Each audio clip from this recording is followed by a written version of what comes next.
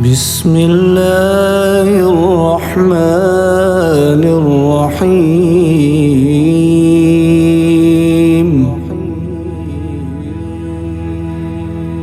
اللهم اجعل غفلة الناس لنا ذكرا،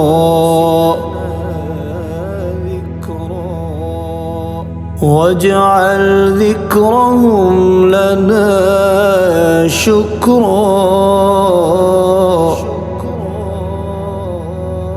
واجعل صالح ما نقول بألسنتنا نية في قلوبنا.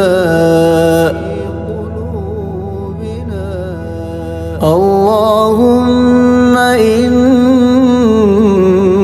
مغفرتك أوسع من ذنوبنا،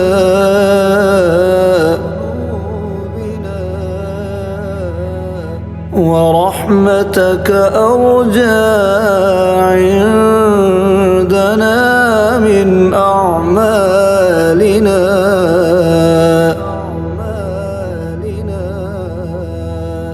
اللهم صل على محمد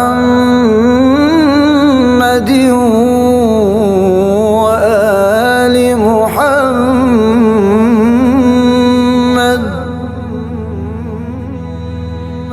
ووفقنا لصالح الأعمال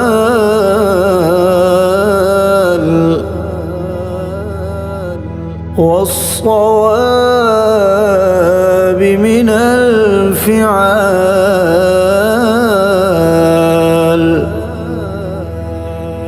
برحمتك يا أرحم الراحمين.